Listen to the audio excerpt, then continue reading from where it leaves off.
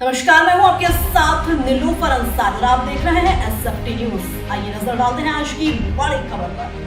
खबर बलिया जनपद की है, जहां दादरी मेले को लेकर चेयरमैन संत कुमार गुप्ता और नगर पालिका के ईओ में जंग छिड़ गई है।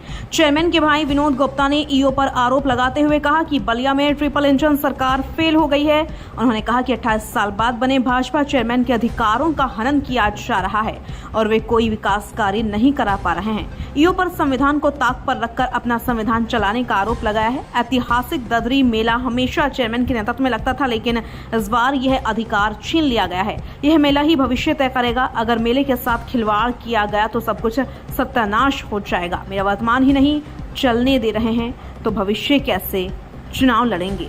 मेरा नाम विनोद कुमार है, मैं चेयरमैन साहब का छोटा भाई हूँ। कई शब्द कहा, ईओ साहब ये बताइए मेला हम लगा रहे हैं कि प्रशासन लगा रहा है? तो ईओ साहब एक किताब लिए थे संविधान का, कहे कि नहीं इस बार मेला हम ही लोग लगाएंगे। मैं डीएम साहब के यहाँ भी गया हूँ, मैं डीएम साहब से मुलाकात भी किया, समय भी लिया और बताया उनको और मार्क भी किया कि सर ये आदेश है, बाइलाज में भी है, जीओसी में भी है, सब कुछ है। और डीएम साहब तो नए थे, वो सब बता दिए हैं, कहें कि आप जाएंगे तो हो जाएगा। तो हमको तो जो भी सूचना मिली है, ईओ साहब हर चीज़ वहाँ जाके उल्टा काम कर दिए हैं। इसमें किसी का कोई दोष नहीं है, ईओ साहब ही इसके सूत्रधार हैं। डायरेक्टर भी है वही है, प्रोड्यूसर भी वही है। अगर मेला से संबंधित जो एक दिक्कत का कारण आ गया है, 23 में ये कारण नहीं था, ये 24 से उत्पन्न हुआ है। 24 में और 25 में इसलिए चर्चा चल रही है कि ईओ साहब साइन करवाने के लिए चुपचाप आते थे या करवा देते थे। इस बार इसीलिए ईओ साहब की बात नहीं हो पाई जी। हाँ, तो का संविधान ईओ साहब ज़्यादा पढ़े हैं। देखिए वो बहुत बड़े अधिकारी हैं, उनके इतिहास डीएम साहब को भी जब बता रहे हैं कि संविधान हम बता दिए हैं, और डीएम साहब जैसे महान व्यक्ति को भी वो जब कंफ्यूज कर सकते हैं, तो हम लोग किस खेत के मूली हैं। मैं टोटल हर चीज़ पे मैं ईओ साहब को जिम्मेदार मानता हूँ। सरकार ने ईओ साहब को इसलिए भेजा है कि आप चेयरमैन साहब का सहयोग करेंगे।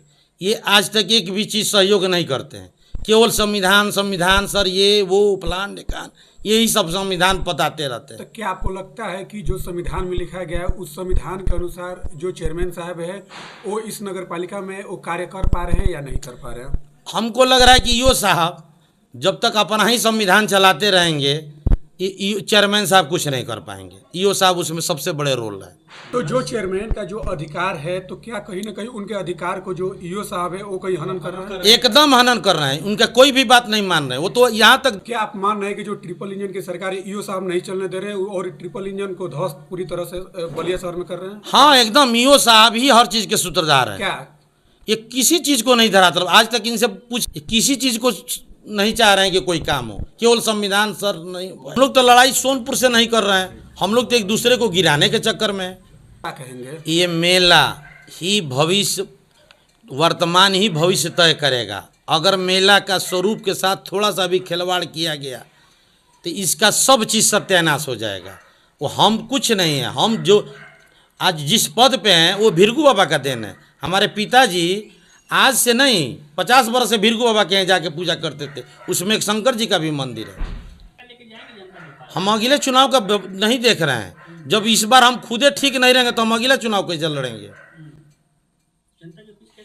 हम जनता के, अभी तो हमारा वर्तमान है यही सही नहीं है, तो हम भविष्य में कैसे चले जाएंगे? अब हो सकता है कि कुछ ना कुछ इसका निष्कर्ष 1-2 दिन में आ जाएगा, या तो चेयरमैन बैक फुट पर हो जाएंगे और नहीं तो ईओ साहब सिलेंडर बोल जाएंगे।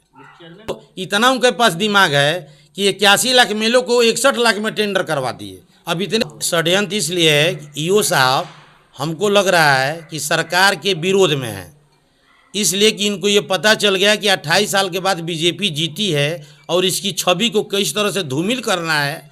ईओ साहब अपना काम कर रहे हैं। ईओ साहब जो तरीका अपना रहे हैं, हमको तो डर लग रहा है कि अगर इस लोग गंभीरता से नहीं लेंगे तो चुनाव में बहुत ज्ञान सबको भगवान भीरगू बाबा दे देंगे, अगर आप नहीं एक्टिव हुए तो। फिलहाल के लिए इस खबर में इतना ही। देश और दुनिया से जुड़ी हर खबर देखने के लिए हमारे चैनल एसएफटी न्यूज को लाइक करें, सब्सक्राइब करें और हाँ, वीडियोस को शेयर करना ना भूलें। नमस्कार।